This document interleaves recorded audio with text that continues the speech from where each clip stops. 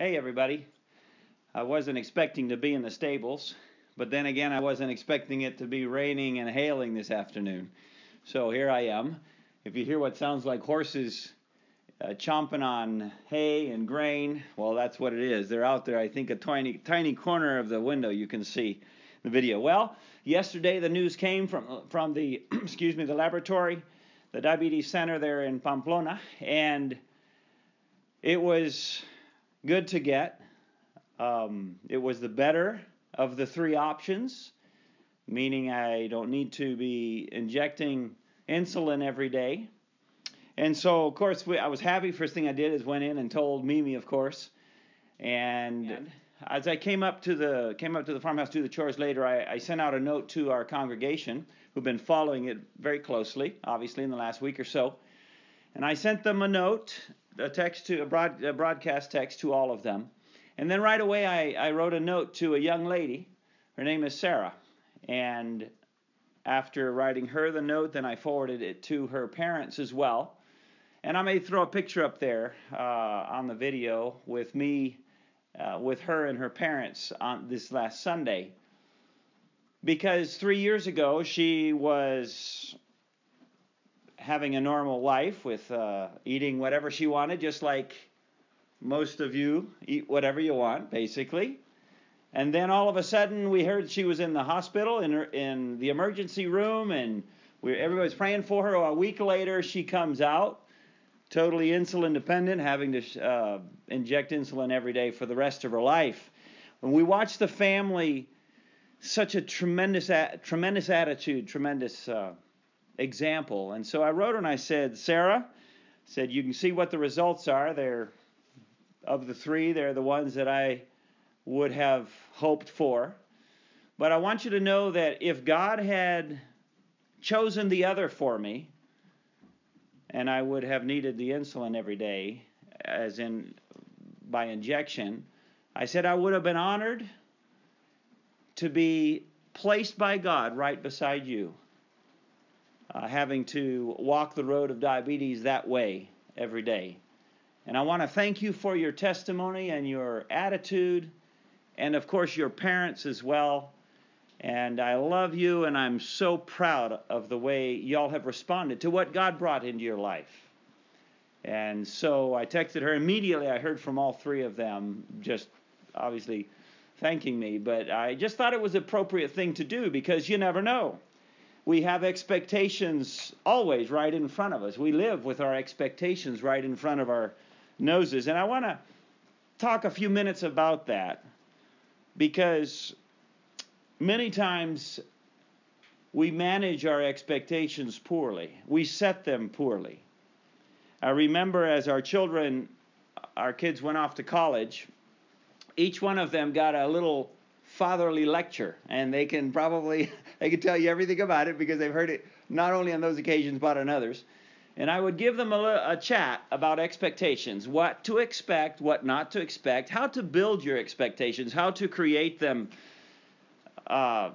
when you're stepping into the unknown, when you're going into situations that you don't know or that you fear. Bad expectations, unrealistic expectations, exaggerated expectations can set us up for nasty disappointments. Maybe you know what I'm talking about. It's so easy to get our expectations way up there on what's going to happen, what is God going to do, how's he going to answer this prayer, and I'm praying hard and this is going to be the way it's going to be. And we build these expectations, and then when it doesn't happen that way,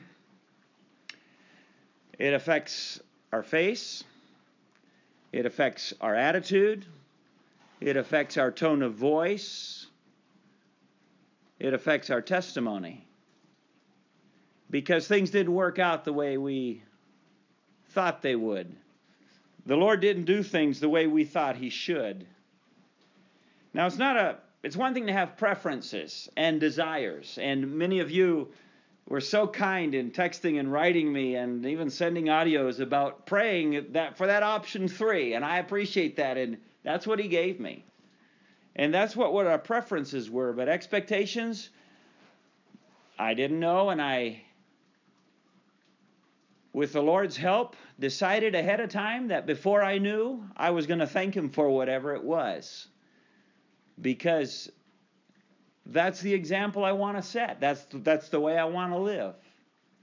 Having proper expectations in life. Because God doesn't always do things the way we want, nor the way we think He should. And so maybe you have had experiences like that. A couple of verses come to mind. Psalm 37:4. Delight thyself also in the Lord, and He shall give thee the desires of thine heart. How does that fit into it? Well, I'm not going to twist the meaning of Scriptures at all. But basically what we find is as we delight in God, as we love being with Him and walking with Him and wanting to know His will and getting to know Him better, there comes a point when literally what He wants is what we want. Lord, do you want that option? That's fine with me. Do you want that option? More painful, but if it's your will, that's what I want. And He will give us the desires of our heart, which is to be right with Him and His heart, and to walk so closely with Him. This principle or these truths are all over the Scriptures, and you could probably help me by giving me dozens of verses. But trust in the Lord with all thine heart, and lean not unto thine own expectations, thine own understanding. Don't lean on them. Don't be too sure. In all thy ways acknowledge Him, and He shall direct thy paths. In the beloved Psalm 23, the Lord is my shepherd, I shall not want. And then what does he go on to say? He says, first thing he says, it talks about green pastures. Wow, those are expectations. The Lord, the green pastures. But then down in verse 4, I think it is, the valley of the shadow of death. And there's a perfect balance there, even in David's psalm, where, the Lord may have green pastures some days. He may have valleys of shadow of death on another day. But then it goes on to say, but you are with me. Thou art with me, and everything's okay. And that's the way we should live. That's the way we should approach the future. As believers especially, we should know how to set our expectations. Set them wisely, biblically, with good theology, knowing our God and knowing that He makes no mistakes. He knows what He's doing. He is all powerful, and He knows exactly how to lead our lives.